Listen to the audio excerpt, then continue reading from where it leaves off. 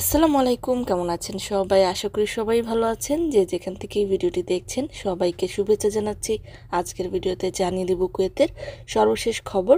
প্রথমে জানিয়ে দিচ্ছি ভিসা সম্পর্কিত আপডেট। একটি স্থানীয় আরবি দৈনিকে প্রকাশ করে বলা হয়েছে যে কুয়েতের ভিসা বাণিজ্য এবং দুর্নীতি করার অপরাধে কুয়েত আদালত 4 জনের বিরুদ্ধে 2000 থেকে 4000 দিনার জরিমানা এবং 5 বছরের সশ্রম কারাদণ্ড প্রদান করেছে। এ ব্যাপারে বলা হয়েছে যে একজন নাগরিক, একজন পরিদর্শক, একজন প্রতিনিধি এবং একজন মধ্যস্থতাকারীকে এই শাস্তি প্রদান করা হয়েছে। একই মামলায় 3 জন প্রবাসীকে খালাস প্রদান করা হয়েছে। এরা সকলেই 10টি ভিসার ব্যবসা করেছিল, যে ভিসার দাম 2000 দিনার থেকে 5000 দিনার পর্যন্ত উঠে এসেছিল। অপরদিকে কুয়েতের ফৌজদারি আদালত একজন কুয়েতি নাগরিক আইনজীবীকে 2 বছরের কারাদণ্ড প্রদান করেছে। এই কারাদণ্ড প্রত্যাহার করতে 2000 দিনার জরিমানার নির্দেশ দিয়েছে।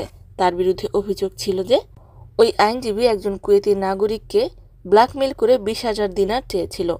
20,000 দিনার না দিলে ওই নাগরিককে লাঞ্ছিত করার অপরাধে আইনজীবীকে আটক করা হয় এবং তাকে এই শাস্তি প্রদান করা হয়।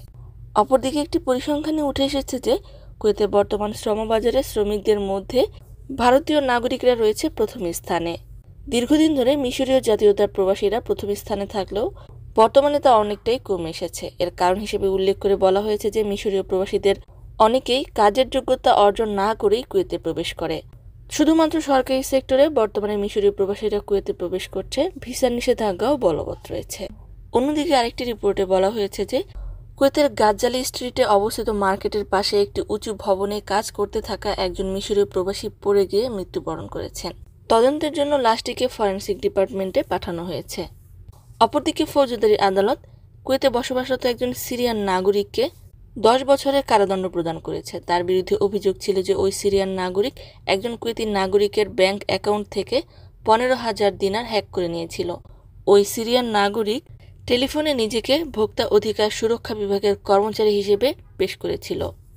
কুয়েতে সাধারণ ক্ষমা চলমান রয়েছে। অবৈধ প্রবাসীরা জরিমানা আদায়ে বৈধ হতে পারবে এবং বৈধভাবে কুয়েত ত্যাগ করতে পারবে 17 জুন 2024 পর্যন্ত। কুয়েতের সর্বশেষ কারেন্সি হলো কুয়েতি 1 দিনারে বাংলাদেশি 379 টাকা 94 পয়সা। সম্মানিত ভিউয়ার্স, আজকের মতো এই ছিল আপডেট। পুরো ভিডিওটি দেখার জন্য ধন্যবাদ। এ ধরনের ভিডিও পেতে চাইলে ইউটিউব চ্যানেলটিকে সাবস্ক্রাইব করে দিবেন, ফেসবুক পেজটিকে লাইক এবং ফলো করে দিবেন যারা পূর্বেই করেছেন। সবাইকে ধন্যবাদ। আজকের মতো বিদায়। আল্লাহ হাফেজ।